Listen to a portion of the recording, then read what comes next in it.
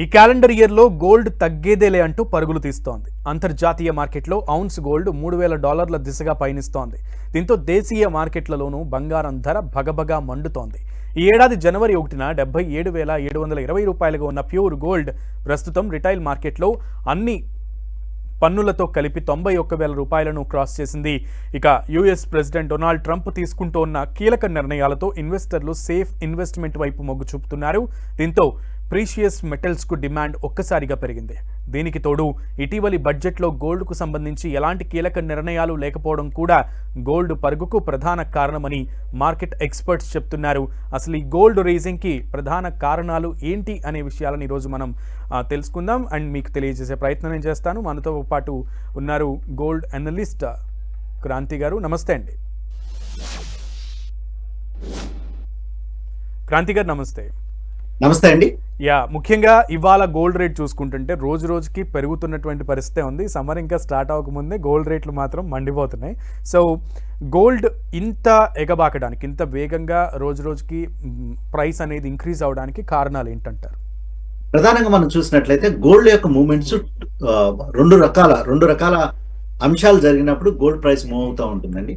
ఒకటేంటంటే గ్లోబల్ ఎకానమీలో మంచి స్ట్రాంగ్ లిక్విడిటీ కనుక ఉంటే కనుక గోల్డ్ ప్రైస్ అనేది పెరుగుతూ ఉంటుంది. అంటే వడ్డీ రేట్లు కనుక బాగా తగ్గుతున్నట్లయితే గోల్డ్ ప్రైసెస్ బాగా పెరుగుతాయి. అంతేకాకుండా ఇంకొక other side of the coin ఏంటంటే ఎకానమీలో ఒక ఫియర్ అనేది ఉంటే, జియో పొలిటికల్ ఇష్యూస్ పెరుగుతుంటే, నెక్స్ట్ దేశాల మధ్య కొంచెం అనిశ్చితి అనేది నెలకొని ఉంటే, ఈ trade war kind of situations వచ్చినా కానీ ఇన్వెస్టర్స్ త్రూఅవుట్ ద వరల్డ్లో ఉన్న ఇన్వెస్టర్స్ ఒక సేఫ్ హెవెన్, అంటే ఇన్వెస్ట్మెంట్ పరంగా చూసినట్లయితే గోల్డ్ని సేఫ్ హెవెన్ అంటారు. అంటే ఈ గోల్డ్లో కనుక ఇన్వెస్ట్ చేసినట్లయితే మన క్యాపిటల్కి ఇబ్బంది ఏముండదు, రిటర్న్స్ స్లోగా వచ్చినప్పటికీ క్యాపిటల్కి ఇబ్బంది ఏముండదు అన్న అటువంటి సిచ్యువేషన్స్ వచ్చినప్పుడు ఎక్కువగా గ్లోబల్ ఇన్వెస్టర్స్ అందరూ గోల్డ్లో ఇన్వెస్ట్ చేయడం జరుగుతుంది. ప్రస్తుతం ఎకానమీలో ఉన్నటువంటి అనిశ్చితి ఏదైతే ట్రేడ్ వార్ అనేది ట్రంప్ అడ్మినిస్ట్రేషన్ వచ్చిన కాడి నుంచి పెరుగుతుందో గోల్డ్ గణనీయంగా పెరగడం మనం చూస్తున్నాం. అంతేకాకుండా యుఎస్లో వడ్డీ రేట్లు కూడా లాస్ట్ 1 year కనుక చూస్తే కనుక ప్రీవియస్ ఇయర్స్లో పెరిగినప్పటికీ లాస్ట్ 1 year నుంచి వడ్డీ రేట్లు క్రమంగా తగ్గించేయడానికి అవకాశం ఉన్నది అనే అంశం అనేది ప్రధానంగా రావడంతో గోల్డ్ ప్రైసెస్ పెరగడం మనం చూస్తున్నాం. లాస్ట్ 2-3 weeksగా మనం చూసినట్లయితే గోల్డ్ అనేది మన ఇండియాలో చూసినట్లయితే ఇది డాలర్ డినామినేటెడ్ అసెట్. అంటే మనం ప్రధానంగా గోల్డ్ అంతా ఇంపోర్ట్ చేసుకోవడం జరుగుతుంది. త్రూఅవుట్ ద వరల్డ్ మనం చూసినట్లయితే గత ఒక 5-6 weeksగా డాలర్ చాలా స్ట్రాంగ్గా ఎప్రిషియేట్ అయ్యి రూపీ డిప్రిషియేట్ అవ్వడం జరిగింది. అది ఆల్ ఎమర్జింగ్ మార్కెట్స్ ఎకానమీస్ అన్నిటితో కనుక చూసుకుంటే కనుక ఈ దేశాల యొక్క కరెన్సీస్ తగ్గి డాలర్ క్రమేపై చాలా బలంగా ఎప్రిషియేట్ అవ్వడం మనం చూస్తున్నాం.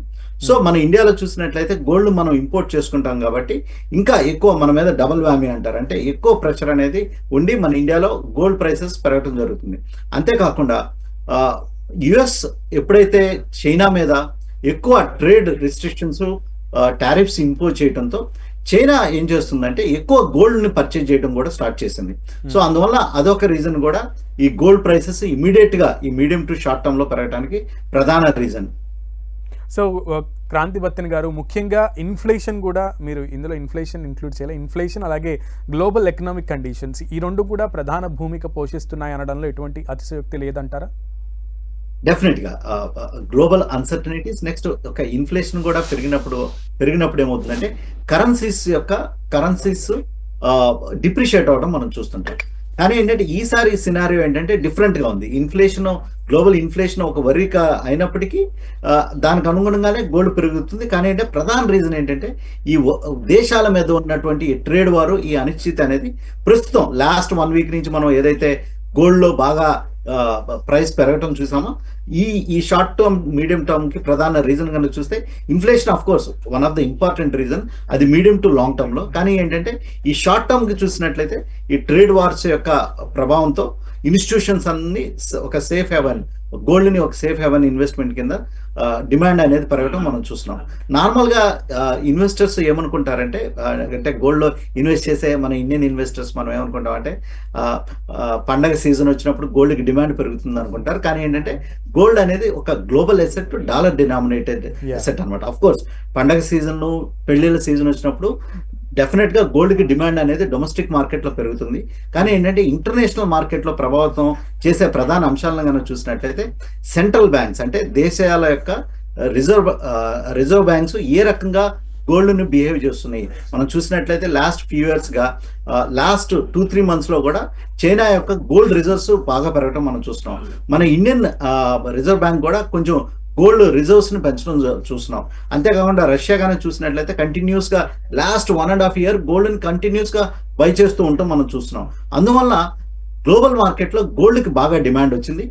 యాడెడ్ టు దట్ ఈ రీసెంట్ పరిస్థితులను బట్టి కూడా గోల్డ్ చాలా స్ట్రాంగ్ గా అప్ ట్రెండ్ లో ఉంటాం మనం చూస్తున్నాం. ఎస్, మొన్న ఒక్కరోజు కొంచెం ఉపశమనం కలిగించినప్పటికీ మళ్ళీ దాని రేస్ని కంటిన్యూ చేస్తూ వస్తోంది. ఈ వీక్లో ఎట్లా ఉండే అవకాశం ఉంది? ఇంకా పెరిగే అవకాశం ఉందా? పరుగులు పెట్టే అవకాశం ఉంది? లేదు ఏమన్నా క్షీణించే అవకాశం ఉందా? ఒక 4 రోజుల క్రితం మనం చూసినట్లయితే గోల్డ్ లో కొంచెం ఒక మైల్డ్ కన్సాలిడేషన్ అనేది చూస్తున్నాం. ఈ రోజు మార్నింగ్ నుంచి కనుక చూసినట్లయితే గోల్డ్ ప్రైస్ పెరిగి మళ్ళీ లాస్ట్ ఒక 1 hour చూసినట్లయితే ఒక $3 వరకు ఇంటర్నేషనల్ మార్కెట్ లో తగ్గడం జరిగింది. ఇది స్మాల్ ఒక అంత పెరిగిన తర్వాత గోల్డ్ ఇప్పుడు ప్రస్తుతం అయితే 6 weeks హై రేంజ్ లో ఉంది. కొంచెం మనం ప్రస్తుతం వచ్చే న్యూస్ ఫ్లోని మనం చూడాలి. ప్రస్తుతం అయితే ఆల్ టైమ్ హై లెవెల్ గా ఉంది. మీడియం టర్మ్ లో ఒక $5-10 పెరగడానికి తగ్గడానికి అయితే అవకాశం ఉంది. కానీ ఏంటంటే గోల్డ్ నియర్ టర్మ్ లోనే ఈ అనిశ్చితి, ఈ ట్రేడ్ వార్, ఈ యుఎస్ నుంచి వస్తున్నటువంటి ప్రస్తుతం న్యూస్ కనుక చూసినట్లయితే గోల్డ్ ఇంటర్నేషనల్ మార్కెట్ లో $3,000 per ounce టచ్ అయినా మనం ఆశ్చర్యపడాల్సిన అవసరం అయితే ఏమి లేదు. క్రాంతి గారు, ముఖ్యంగా ట్రంప్ నిర్ణయాలు, ముఖ్యంగా డాలర్తోనే బంగారం అనేది మనం పోలుస్తూ ఉంటాం కాబట్టి ట్రంప్ నిర్ణయాలు ఈ రేస్లో ఎంతవరకు కీలక పాత్ర పోషించాయని చెప్పొచ్చు? డెఫినెట్ గా మనం చూస్తే గనక ట్రంప్ ఆయన క్యాంపెయిన్ స్టార్ట్ చేసినప్పటి నుంచి స్ట్రాంగ్ డాలర్ అనే ఒక ప్రధాన అంశాన్ని ఆయన తీసుకువెళ్ళటం మనం చూస్తున్నాం. సో ఎప్పుడైతే డాలర్ చాలా స్ట్రాంగ్ గా అవుతుందో దాని యొక్క ప్రభావం అనేది గోల్డ్ మీద పడుతుంది.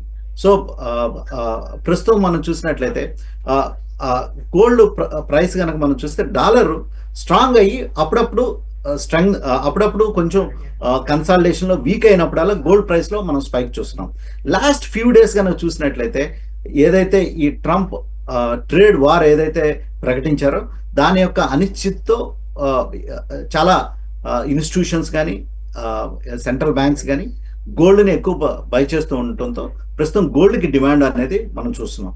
అఫ్ కోర్స్ మీరు చెప్పినట్లే ట్రంప్ యొక్క నిర్ణయాలు కూడా ఈ గోల్డ్ కి ప్రధానంగా గ్లోబల్ మార్కెట్ లో డిమాండ్ పెరగడానికి ఒక ప్రధాన అంశంగా అయితే చూడాలి డెఫినెట్ గా. ఓకే క్రాంతి గారు, అయితే బత్తెన క్రాంతి గారు, ముఖ్యంగా మనం చూస్తున్నాం నిన్న స్టాక్ మార్కెట్లో 6 లక్షల కోట్ల వరకు మదుపర్ల సంపద ఆవిరైపోయింది. ఈరోజు దాదాపు 10 లక్షల కోట్ల వరకు మదుపర్ల సంపద ఆవిరైపోయింది అని. సో ఇక ముందు కూడా బేర్ సిచ్యువేషన్ కొనసాగే అవకాశం లేకపోలేదు అని కూడా చెప్తున్నటువంటి పరిస్థితుల్లో గోల్డ్ ఇన్వెస్ట్మెంట్స్ చేయాలనుకున్న ఇన్వెస్టర్స్కి ఎటువంటి సజెషన్స్ ఇస్తారు? ఒకటండి, గోల్డ్ కనుక మనం ఇన్వెస్ట్మెంట్ పరంగా చూసినట్లయితే దీని ఒక సేఫ్ హెవెన్. అంటే గోల్డ్ లో కొంచెం వాలటాలిటీ, అంటే other investment avenues, stock markets, next other investments కనుక చూసినట్లయితే, లేకపోతే డెట్ ఇన్వెస్ట్మెంట్స్, ఈల్డ్స్ కనుక చూసినట్లయితే గోల్డ్ లో వాలటాలిటీ అనేది తక్కువగా ఉంటుంది. నెక్స్ట్ ఏంటంటే గోల్డ్ ఈజ్ కన్సిడర్ ఒక సేఫ్ హెవెన్ అనమాట. అంటే గోల్డ్ యొక్క ప్రైసెస్ షార్ట్ టర్మ్ లో తగ్గినప్పటికీ లాంగ్ టర్మ్ లో గోల్డ్ ప్రైసెస్ అనేవి కంపేరిటివ్లీ అదర్ అసెట్ క్లాసెస్ కంటే వాలటాలిటీ తక్కువ ఉండి సేఫ్ గా ఉండడానికి అవకాశం ఉంటుంది అనమాట. అందువల్ల ఇన్స్టిట్యూషనల్ ఇన్వెస్టర్స్ కానీ రిటైల్ ఇన్వెస్టర్స్ కానీ వారి యొక్క పోర్ట్ఫోలియోలో ఒక ప్రధాన భాగంగా కొంత గోల్డ్ మీద డైవర్సిఫై చేయడం జరుగుతుంది. ప్రస్తుతం మనం చూసినట్లయితే గోల్డ్ అనేది గత లాస్ట్ 1.5 year లో కనుక మనం చూసినట్లయితే కనుక అదర్ అసెట్ క్లాసెస్ రిటర్న్స్ కనుక కంపేర్ చేసుకుంటే కనుక అది ఇండెక్సెస్ అంటే మన నిఫ్టీ రిటర్న్, స్టాక్ మార్కెట్ లో సెన్సెక్స్ రిటర్న్, వీటిని కంపేర్ చేసుకుంటే కనుక గోల్డ్ రిటర్న్ లాస్ట్ ఇయర్ చాలా పాజిటివ్ గా మనం 24 calendar year లో కనుక చూసుకుంటే కనుక నియర్లీ 13-14% గోల్డ్ నుంచి రిటర్న్స్ రావడం జరిగింది అనమాట. సో ఇన్వెస్టర్స్ ఎవరైతే ఇన్వెస్ట్ చేయాలనుకుంటున్నారో ప్రధానంగా 2 అంశాలను చూడాలి. ఒకటి ఫిజికల్ అసెట్ ని, అంటే ఫిజికల్ గోల్డ్ ని కొనవచ్చు, అది ప్రతి ఒక్కరు చేసే విధానమే. లేకపోతే మనకి ఇప్పుడు ఈటీఎఫ్, ఎక్స్చేంజ్ ట్రేడెడ్ ఫండ్స్ అనేవి గోల్డ్ లో రావటం మనం చూస్తున్నాం. అంటే స్టాక్ మార్కెట్ ద్వారా వీటిని ఎక్స్చేంజ్ ట్రేడెడ్ ఫండ్స్ ని కొనొచ్చు డిఫరెంట్ ప్లాట్ఫామ్స్ లో. అంతేకాకుండా మనం చూసినట్లయితే డిమాట్ లో కూడా ఈ గోల్డ్ ని పర్చేజ్ చేసి కొన్ని స్పెసిఫిక్ డిమాట్స్ లో కూడా డిమాట్ రూపంలో అంటే ఎలక్ట్రానిక్ ఫార్మాట్ రూపంలో కూడా ఈ గోల్డ్ ని మనం లాంగ్ టర్మ్ కోసం స్టోర్ క్రాంతి గారు, సెల్ చేయాలనుకునే వాళ్ళకి ఎటువంటి సజెషన్స్ ఇవ్వాలి? అంటే సెల్ చేయాలనుకునే వాళ్ళు ర్యాలీ వచ్చినప్పుడల్లా వాళ్ళకి డబ్బులు అవసరమైనప్పుడు సెల్ చేయొచ్చు. ఓకే, కానీ ఏంటంటే ప్రధానంగా గోల్డ్ ని ఎట్లా చూస్తారంటే బై చేసుకుని లాంగ్ టర్మ్ కి ప్రిజర్వ్ చేసుకుంటానికి ప్రధానంగా చూస్తారు. నార్మల్ గా ఇన్వెస్టర్స్ షార్ట్ టర్మ్ లో బయింగ్ అండ్ సెల్లింగ్ ని ఈ వాలటాలిటీ దృష్ట్యా కొంచెం కాషియస్ గా ఉండాలి. కానీ ఏంటంటే సెల్ చేయాలనుకుంటే ఒకటి వడ్డీ రేట్లు ఎప్పుడైతే పెరుగుతాయో నెక్స్ట్ వచ్చేసేసి ఈ అనిశ్చితి అనేది తగ్గి ఒక పాజిటివ్ న్యూసెస్ కనుక వస్తే కనుక గోల్డ్ ప్రైసెస్ లో కొంచెం కరెక్షన్ రావడానికి అవకాశం ఉంది. అంతేకాకుండా డాలర్ ఎప్పుడైతే ఎప్రిషియేట్ అవడం తగ్గుతుందో ఆ టైంలో కూడా గోల్డ్ కి ఒక కన్సాలిడేషన్ వచ్చినప్పుడు ఆ టైంలో కూడా గోల్డ్ ని అమ్మాలనుకునే వాళ్ళు అమ్మొచ్చు, సెల్ పోర్షన్ కనుక చూసినట్లయితే. కానీ ఏంటంటే ఎక్కువ పోర్షన్ ఏంటంటే గోల్డ్ లో ఎక్కువగా బయింగ్ యాక్టివిటీ గోల్డ్ లో నడుస్తుంది. అందుకే గోల్డ్ ని సేఫ్ హెవెన్ అంటాం మనం చూస్తున్నాం. అంటే సెల్లింగ్ చాలా తక్కువ ఉంటుంది, బయింగ్ ఎక్కువ ఉంటుంది. ఇంక్లూడింగ్ గోల్డ్, ఈ వీక్ లో మార్కెట్ లో ఏ స్టాక్స్ మంచిగా పెర్ఫార్మ్ చేసే అవకాశం ఉంది in IT sector, pharma sector, what ever? Stock markets పరంగా చూసినట్లయితే ఈ రోజు మార్కెట్ పెర్ఫార్మెన్స్ కనుక చూస్తే కనుక మార్కెట్ లో బాగా కరెక్షన్ లాస్ట్ ఫ్యూ డేస్ నుంచి మనం చూడటం జరుగుతుంది. ఏదైతే ఇన్వెస్టర్స్ ప్రిఫర్డ్ స్టాక్స్ ఏంటంటే మన డొమెస్టిక్ కన్జంప్షన్ అనేది చాలా స్ట్రాంగ్ గా ఉండబోతుంది. సో ఈ గ్లోబల్ వరీస్ ఉన్నప్పటికీ ఎక్స్పోర్ట్ ఓరియంటెడ్ కంపెనీస్ లో డొమెస్టిక్ సెంట్రిక్ స్టాక్స్ లో ఇన్వెస్ట్ చేసినట్లయితే ఫార్మాలో మనం చూసినట్లయితే ఫార్మా ఎక్కువ కంపెనీస్ ఫార్మా కూడా చాలా సేఫ్ స్టాక్సే. కానీ ఏంటంటే ప్రస్తుతం ఉన్న పరిస్థితుల్లో ఏంటంటే మనం ఫార్మా కంపెనీస్ కి వచ్చే revenues nearly 60-70% revenues export oriented, that is America కానీ నార్త్ అమెరికన్ రీజన్ కి ఎక్కువ ఎక్స్పోర్ట్ ఓరియంటెడ్ జరుగుతుంది. ప్రస్తుతం ఈ ట్రేడ్ వార్స్ అనేది దేని మీద వస్తున్నాయంటే అమెరికాలో మనం ఎక్స్పోర్ట్ చేసినప్పుడు అక్కడ సుంకం ఎక్కువ ట్యాక్స్ విధించడానికి అవకాశం ఉంది. అందువల్ల ఈ companies medium to short term లో కొంచెం వాలటాలిటీకి లోనవడానికి అవకాశం ఉంది. ఇన్ కేస్ కనుక ఫార్మా మీద కూడా నార్మల్ గా ఫార్మా అనేది హెల్త్ కేర్ కాబట్టి ఫార్మా మీద ట్యాక్సెస్ ఎక్కువ విధించడానికి చాలా తక్కువ అవకాశాలు ఉంది. కానీ చెప్పలేము ఏ రకంగాన ఈ విండ్ అనేది టర్న్ అవడానికి అవకాశం ఉంది. బట్ సన్ ఫార్మా లాంటి స్టాక్స్ కానీ కొన్ని లార్జ్ క్యాప్ ఫార్మా స్టాక్స్ లో ఇన్వెస్ట్ చేసినట్లయితే investors medium to short term లో ఈ వాలటాలిటీని తగ్గించుకోవచ్చు. ఎక్కువగా ఇన్వెస్టర్స్ ఎవరైతే రిస్క్ తీసుకోదలుచుకోలేదో, అంతేకాకుండా వాలటాలిటీకి తక్కువ ఉండటానికి అవకాశం ఉందో అటువంటి ఇన్వెస్టర్స్ ఏదైనా ప్రధానంగా మన నిఫ్టీలో కానీ సెన్సెక్స్ లో కానీ లార్జ్ క్యాప్ స్టాక్స్ లో ఇన్వెస్ట్ చేసినట్లయితే లాంగ్ టర్మ్ లో మంచి రిటర్న్స్ రావడానికి అవకాశం ఉంది. మిడ్ అండ్ స్మాల్ క్యాప్స్ కూడా బాగా తగ్గి ఉన్నాయి. కానీ ఏంటంటే ఎవరైతే రిస్క్ తీసుకోగలరో, ఆ రిస్క్ అపెటైట్ ఉంటుందో, లేదా మార్కెట్స్ డౌన్ అయినప్పుడు మళ్ళీ తిరిగి భయపడకుండా కొనడానికి రెడీగా ఉంటారో అటువంటి ఇన్వెస్టర్స్ కి mid and small cap stocks suit అవుతాయని, లేకపోతే నార్మల్ జనరల్ ఇన్వెస్టర్స్ అందరికి లార్జ్ క్యాప్ స్టాక్స్ లో ఉండటం మంచిది కింద మనం చూడాలి. క్రాంతి గారు, స్టాక్ మార్కెట్లు ఈరోజు కూడా భారీ నష్టాలతో ముగిశాయి. సెన్సెక్స్ 1018 పాయింట్లు తగ్గి 76,293 దగ్గర ముగిసింది. ఇక నిఫ్టీ ఏమో 309 పాయింట్లు తగ్గి 23,071 దగ్గర ముగిసింది. సుమారు ఈరోజు యాజ్ ఐ సెడ్ ఎర్లియర్ 10 లక్షల కోట్ల మదుపర్ల సంపద ఆవిరైపోయింది.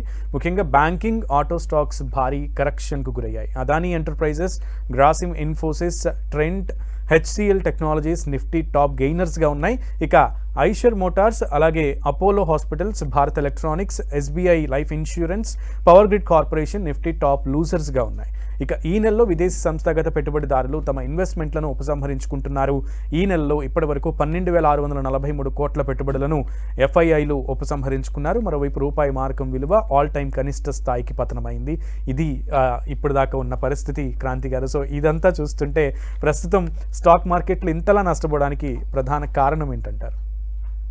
ప్రస్తుతం స్టాక్ మార్కెట్స్ ఇంత నష్టపోవడానికి ప్రధాన కారణం చూసినట్లయితే ఫారెన్ పోర్ట్ఫోలియో ఇన్వెస్టర్స్ మనం జనవరి మంత్ లో చూసినట్లయితే నియర్లీ 1 lakh crores దాకా సెల్ చేయడం జరిగింది. నెక్స్ట్ ఫిబ్రవరి మంత్ లో మీరు చెప్పినట్లు ఎగ్జాక్ట్ నెంబర్ 12,000 crores దాకా, అంటే ఆల్మోస్ట్ ఆల్ $2 billion దాకా అమ్మటం జరిగింది అనమాట. సో ఈ ఫారెన్ పోర్ట్ఫోలియో ఇన్వెస్టర్స్ కంటిన్యూస్ గా సెల్ చేస్తూ ఉండటంతో మార్కెట్ మీద సెల్లింగ్ ప్రెషర్ అనేది పడింది. నెక్స్ట్ మనం చూసినట్లయితే రీసెంట్ గా వచ్చినటువంటి బడ్జెట్ కానీ, లేకపోతే ఆర్బీఐ రేట్ కట్ ఒక 5 years తర్వాత RBI 25 basis points rate cut ఇవ్వడం జరిగింది. So majority of the news అంతా మార్కెట్లో డిస్కౌంట్ అయి ఉండటం జరుగుతుందండి. అంతేకాకుండా మనం చూసినట్లయితే Q3 ఎర్నింగ్స్ Q3 కంపెనీస్ యొక్క ఏదైతే రిజల్ట్స్ వచ్చినాయో అవి పెద్ద మార్కెట్ ని ఆశించినంత విధంగా ఆకర్షించలేకపోయినాయి.